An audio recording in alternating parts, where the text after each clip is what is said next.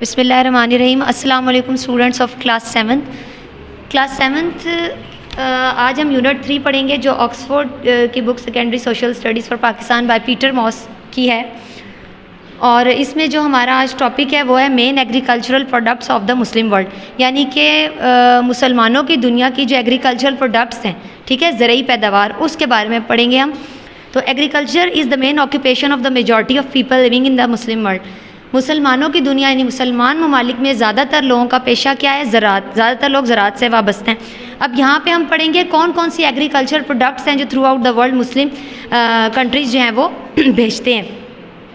सबसे पहले तो यहाँ आ जाता है वूल, ठीक है। Wool is perhaps still the best textile for ordinary clothing specially in temperate climates. अब वूल आप देखें कि वो कह रहे हैं कि बेस्ट चीज़ है जो दुनिया भर में इस्तेमाल भी की जाती है। And woollen clothes contain many small pockets of air which keep the body warm. Wool के अंदर एक क्वालिटी होती है जिसकी वजह से जिस्म जो है इसको पहनने से जो है वो गर्म रहता है, ठीक है।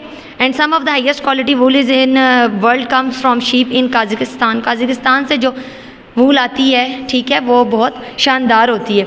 उसके बाद the wool from sheep and some time goats in Pakistan and Turkey though much harder and रफर is perfect for carpet making.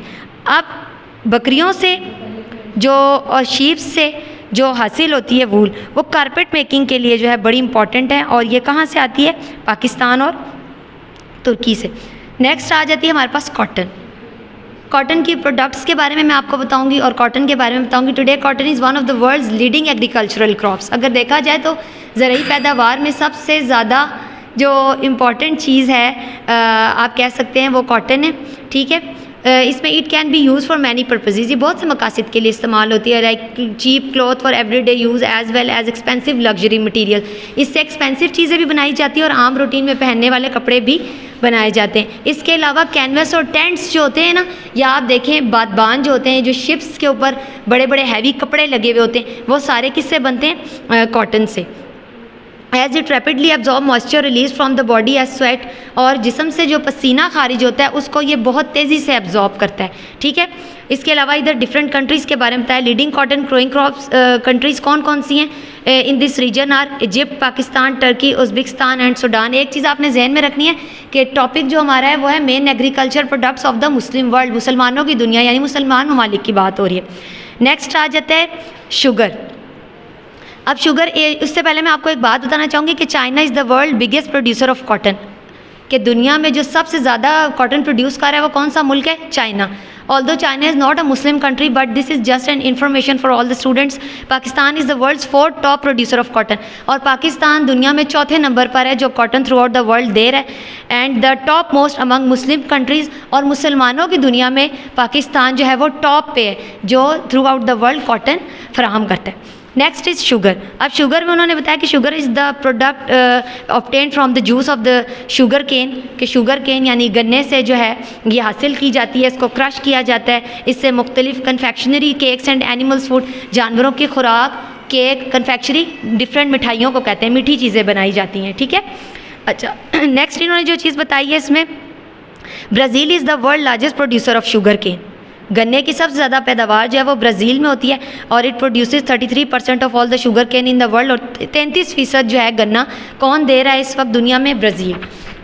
Moving to the next topic, rubber.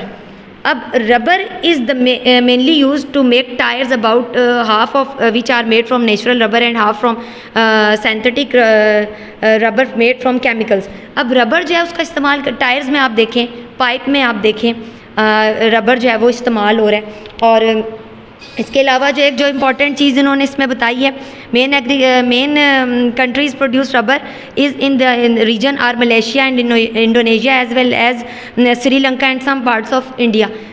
India के कुछ हिस्सों में, श्रीलंका में, इंडोनेशिया में, यहाँ पर भी जो है रबर जो है वो प्रोड्यूस होता है। और आपके पास अगर ये बुक है ऑक्सफोर्ड की तो पेज नंबर 12 पे आपको एक ट्री नज़र आएगा जहाँ से the rubber trees was originally found only in the Amazon rain forest. हम पिछले चैप्टर में अमेज़न रेन फॉरेस्ट के बारे में पढ़ भी चुके हैं। वहाँ पे कुछ ऐसे ट्रीज़ हैं जिनसे रबर जो है लकड़ी से प्रोड्यूस किया जाता है। आगे आ जाता है टी। टी आपको पता है बड़ा पॉपुलर ड्रिंक है थ्रू आउट द वर्ल्ड, लोग इसको बहुत पसंद करते हैं। T originally a bush from China is now grown widely in south east Asia and Africa. It grows best on mountain slopes with plenty of rainfall but it must have well drained soil. मिट्टी भी इसके लिए बहुत ज़रखेज़ और अच्छी होनी चाहिए। इसके अलावा इसको पानी की भी ज़रूरत होती है। दुनिया भर में इसको बहुत पसंद किया जाता है। अब एक चीज़ उन्होंने जो यहाँ पर बताई है टी के हवाले से, the seeds from the tea bush are crushed to get an oil which can be used for cooking. Seeds जो हैं चाय के, जो आप कह सकते हैं, उससे एक तरह से एक ऑयल भी हासिल किया जाता है जो कुकिंग के लिए इस्तेमाल होता है। इसके अलावा sometimes as a cosmetic to make hair shine and stick together.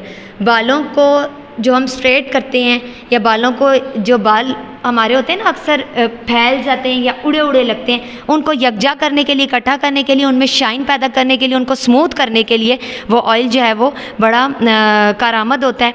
और इसके अलावा एक चीज़ उन्होंने जो यहाँ पे बड़ी इंपॉर्टेंट बताई है कि 18% of all the T grown in the world is drunk in Muslim countries. मुसलमानों की जितनी भी दुनिया में टी की पैदावार है या पैदा की जाती है चाय, उसमें से 18% जो है मुसलमान ममालिक में चाय जो है वो पी जाती है। अच्छा, द वर्ड कॉफ़ी, अब नेक्स्ट जो हमारा टॉपिक है वो कॉफ़ी है। उसमें बड़ी इंपॉर्टेंट चीज़ एक ही है, the word coffee comes from the Arabic word कहवा। कहवे से ये वर्ड निकला है, ठीक है। और this is one of the most valuable agricultural product. बड़ी इंपॉर्टेंट चीज़ है, लोग इसको बहुत पसंद करते हैं। इसको सोमालिया, इथोपिया के कुछ एरियाज़ हैं वहाँ डिस्कवर्ड किया गया इसको। और coffee is made by roasting the coffee seeds. Coffee seeds को रोस्ट किया जाता है, ग्राइंड किया जाता है और उसके बाद जो है वो कॉफ़ी पैदा होती है। और Indonesia is the main producer of coffee in Islamic world. मुसलमानों की दुनिया में इंडोनेशिया जो है वो एक ऐसा मुल्क है जो सबसे ज़्यादा कॉफ़ी की पैदावार करता है। और थ्रू आउट द वर्ल्ड जो है वो Muslim countries grow about 15% of the world total supply of coffee. मुसलमान ममालिक 15% तकरीबन जो है वो coffee throughout the world देते हैं। Next is cocoa. When Columbus found the New World of America, the cocoa plant also known as cacao was discovered in Mexico. जब Columbus ने अमेरिका दरियाफ्त किया तो तब उसने वहाँ एक पौधा देखा, उसको काकाओ के नाम से वो उस वक्त जाना जाता था। और फिर उसके बाद उन्होंने बताया where cocoa was a drink of the nobles. वहाँ के जो बड़े बड़े अमीर लोग थे, उमरा थे या बड़े लोग थे, वो इसको बहुत शौक से पीते थे। It become a very popular drink in Europe in the 17th century. और 17वीं सदी में ये बहुत ज़्यादा यूरोप में पॉपुलर यानी मशहूर हो गया।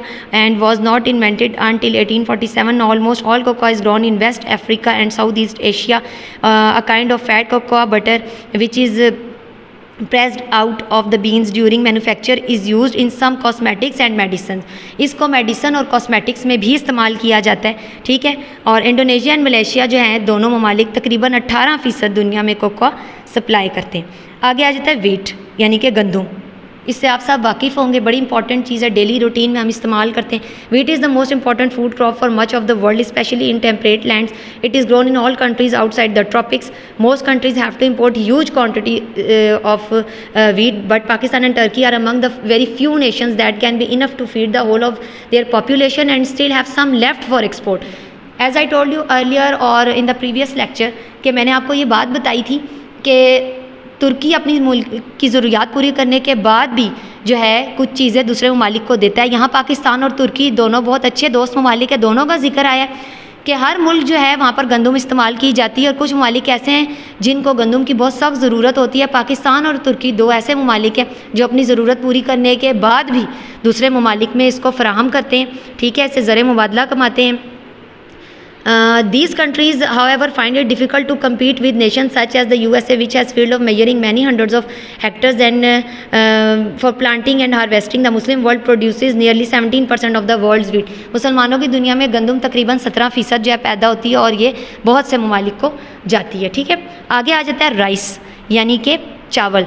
Rice is the tropical equivalent of wheat and the amount grown is also about the same as wheat. चावल भी दुनिया भर में बहुत पसंद किया जाता है, मतलब अगर इसका कंपैरिजन गंदम के साथ किया जाए तो इसमें कोई फ़र्क नहीं होगा। ज़्यादातर लोग चावल को भी गंदम की तरह ही पसंद करते हैं। अब इन्होंने यहाँ इंपॉर्टेंट चीज़ जो बताई है which I am going to tell you. अच्छा, एक चीज़ मैं आपको और बताऊँ कि चावल की फसल जो है वो पानी में बनती है, इसको पानी की सख्त ज़रूरत होती है। और rice needs a great deal of water. ये देखें यहाँ पे सेंटेंस आ भी गया in heat, both heat and water. China and India are easily the largest growers of rice producing about 2/3 of the world supply. कि चाइना और India ये दोनों ममालिक ऐसे हैं जो दुनिया भर में चावल बहुत ज़्यादा सप्लाई करते हैं, but the Muslim countries specially Indonesia and Bangladesh grow over 18% of the total. लेकिन अगर मुस्लिम ममालिक की बात की जाए तो बांग्लादेश सबसे ज़्यादा चावल फराहम करता है, तकरीबन 18%। अच्छा, अब देखें, एक चीज़ मैं आप लोगों को बताना चाहूँगी कि बोर्ड पे आप लोगों को नज़र आ रहा होगा बेटा, एक इन्फॉर्मेशन के हवाले से मैंने आपको चीज़ दी हुई है, एक्सपोर्ट्स ऑफ मुस्लिम कंट्रीज़, के मुसलमान ममालिक जो हैं वो क्या क्या चीज़ें दूसरे ममालिक को जो है वो भेजते हैं। ये बहुत से कंट्रीज़ हैं, लेकिन मैंने कुछ यहाँ पे लिखे हैं ताकि आपको थोड़ा सा आइडिया हो जाए। पाकिस्तान राइस, कॉटन, फ्रूट, ठीक है, चावल देता है, फल देता है। सऊदी अरेबिया डेट्स, खजूर, ठीक है। इजिप्ट, मिस्र की बात हो रही है, cotton, wheat, vegetable, oranges. Morocco, Marrakesh, fruit and vegetables. Iraq, dates. इसी तरह और भी बहुत सारे कंट्रीज़ हैं यहाँ पे।